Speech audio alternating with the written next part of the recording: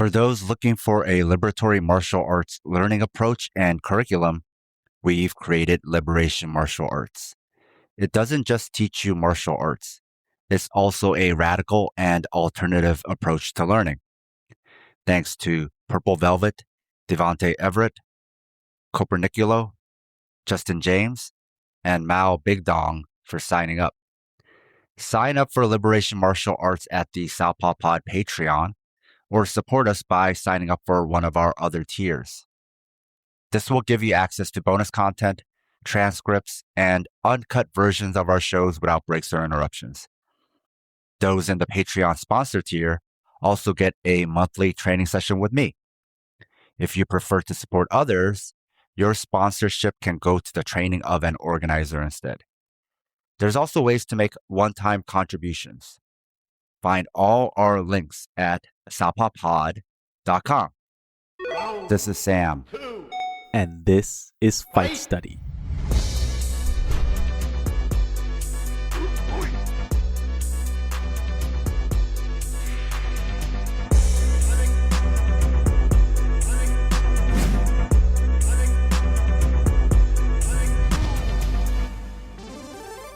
Welcome back, fam. So today is May 17, 2026.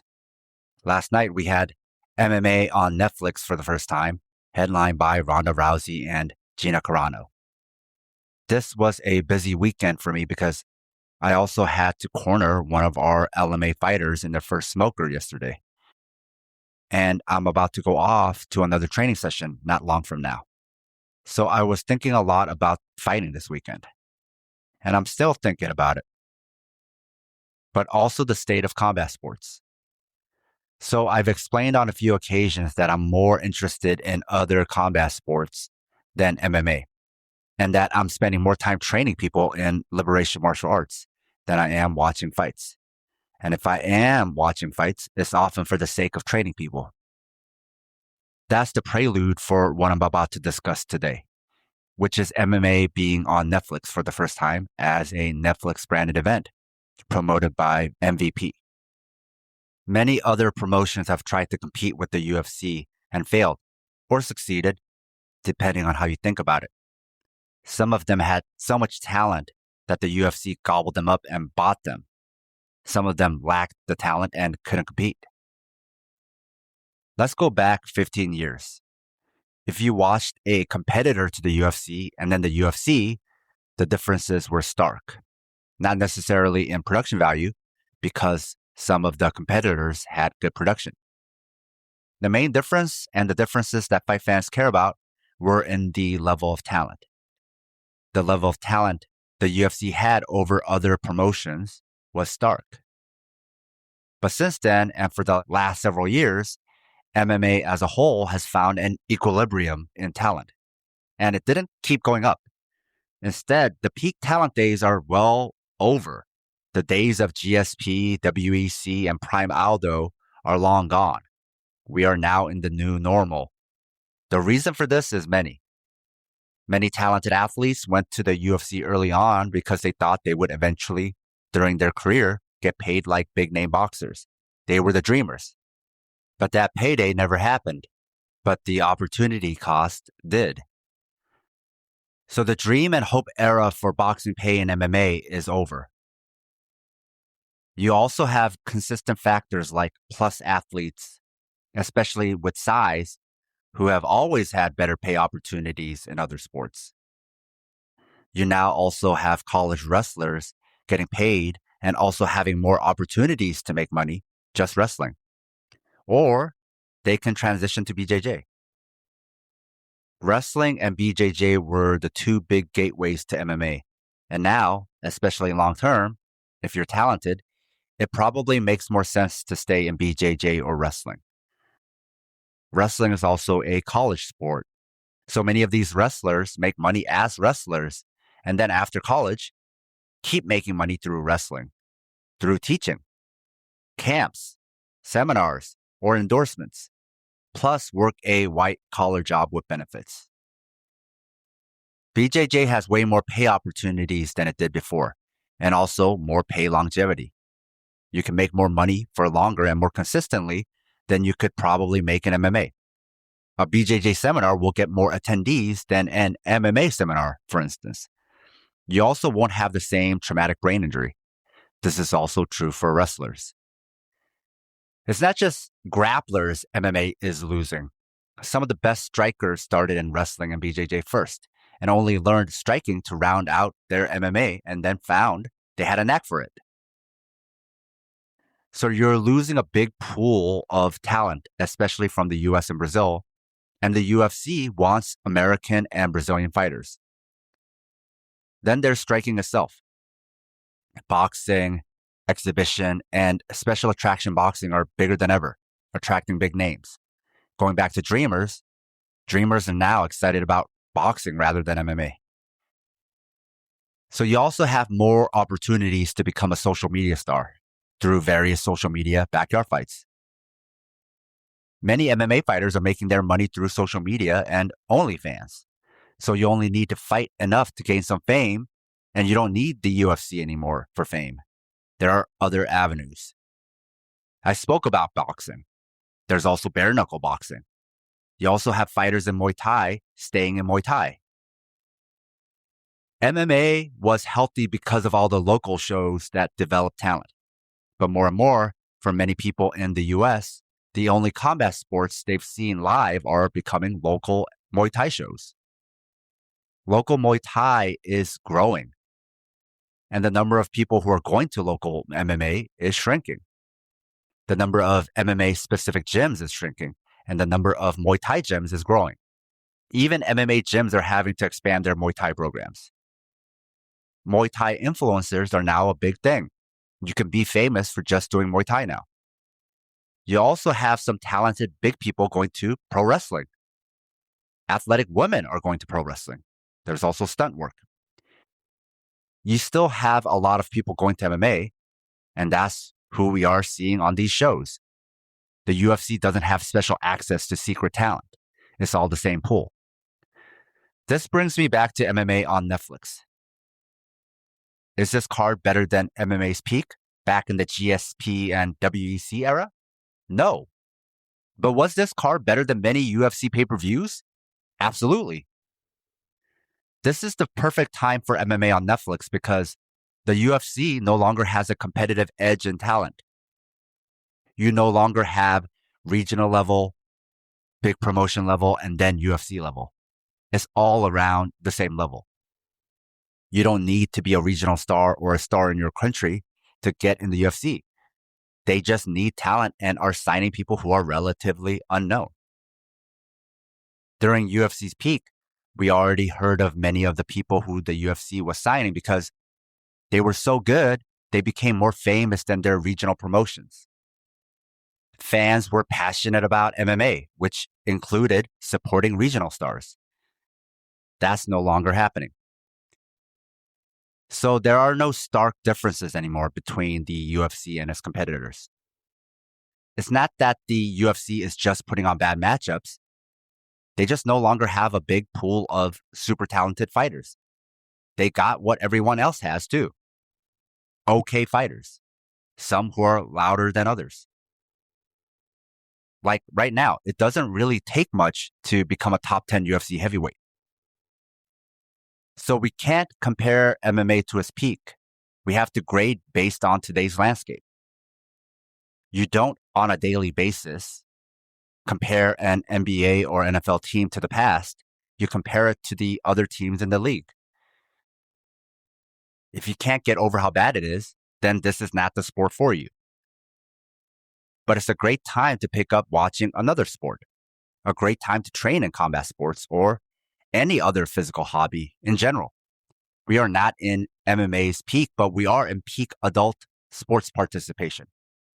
Go be a part of that new peak because the MMA peak is over. I don't understand people who hate watch UFC. Like, go watch something else then, or stop watching. It's very normal to stop watching a sport you no longer enjoy, or to find something else you do enjoy. Try watching a non-combat sport even. There's this weird new MMA specific sports niche where it's just MMA fans who hate MMA who won't watch any other sport.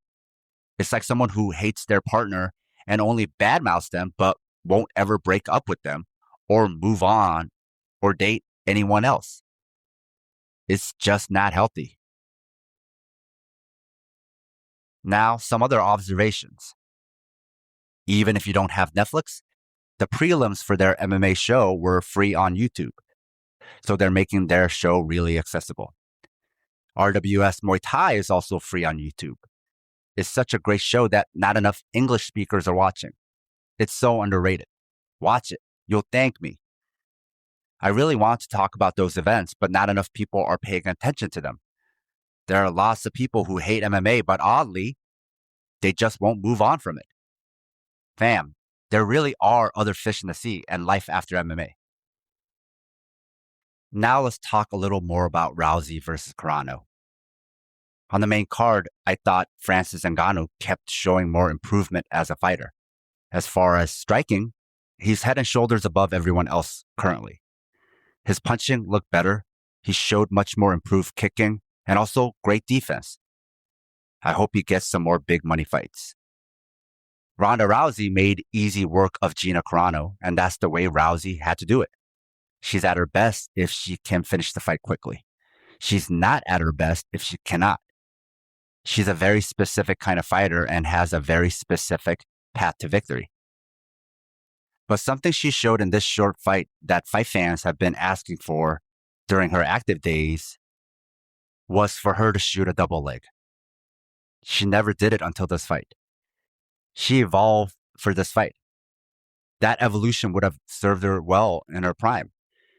But for that change to happen, she needed time away and a brand new team.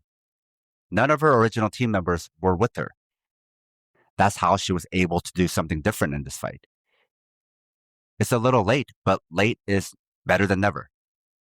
Now, speaking of Rousey, as a very specific fighter who has to win quickly, that's something that fans and online would-be analysts don't understand. When you have an athlete, you don't think about what they would ideally do. You think about what they can realistically do. Rousey's old coach, Edmund Tarvedian, expected something idealistic from his fighters rather than something realistic. But being a coach is about looking realistically at people for who they are, not who they'd ideally be. And idealism is about ideals. And those ideals are the coach's ideals, not the fighter's. A fighter is not a piece of clay, especially when they come to you as an adult. They are human beings already shaped and actualized. You work within those material conditions. Look at Ronda Rousey. Look how long it took her to move away from her team and make that small change in her style. Then, as a coach, you have to understand she's not someone who changes quickly. She didn't pick up wrestling quickly, and that makes perfect sense. You have to know your athlete. Applying radical traditions like Marxism to liberation martial arts and applying it to coaching means you work with what you materially have, not what you ideally have. Idealism, especially in coaching, is just cruel optimism and can crush fighters and set them up for failure. Idealism is not all cookies and rainbows. Constantly comparing yourself to who you aren't and will never be is not a good way to live your life. It's punishment. As a good coach, you work with the fighters you have, not the fighter you want. Going back to the recent smoker, my fighter didn't do well idealistically. We game planned and worked to maximize what was realistic, and he did that. He went above that. I asked him to do what he could realistically do, and he did that. I didn't ask him to do idealistic things he would fail at.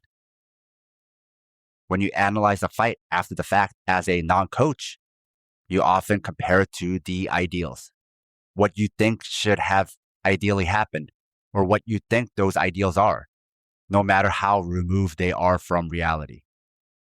They think about what someone should have done. They don't ask, but could they do that? Is that within their capabilities? Fighters don't all have uniform skills and capabilities. Everybody is different.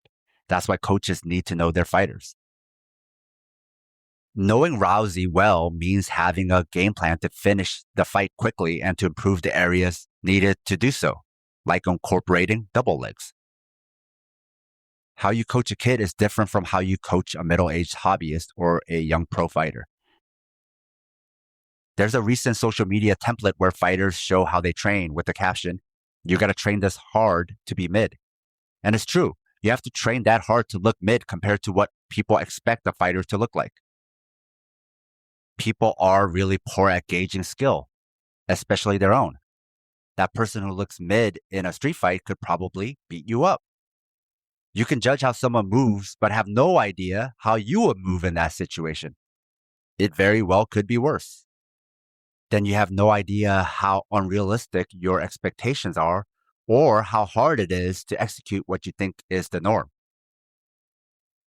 When I talked about the current state of MMA, all the current fighters have to train their asses off just to look okay compared to the past. What's the difference? It's not that they aren't training hard enough. They just have a different action potential than a prime GSP, Anderson Silva, Jose Aldo, or Demetrius Johnson. You are seeing the current roster at its best. Their best just isn't what you think it should be because you want idealism rather than reality. But MMA's loss in talent is another sports game. But for those sports to thrive, MMA fans have to follow the talent. It's actually a good time for a diversity of combat sports, but also a good time to pick up a combat sport. There are also beginner-friendly competitions and competitions specific to LGBTQIA people. A great time to do stuff. So that's all my thoughts for this fight study. Catch you all next time. If you like this episode and like what we do, support us on Patreon.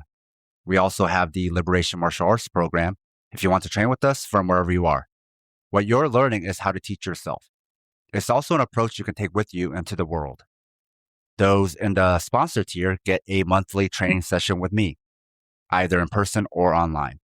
You can also sponsor the training of an organizer instead, or support me directly. Find all our links at southpawpod.com.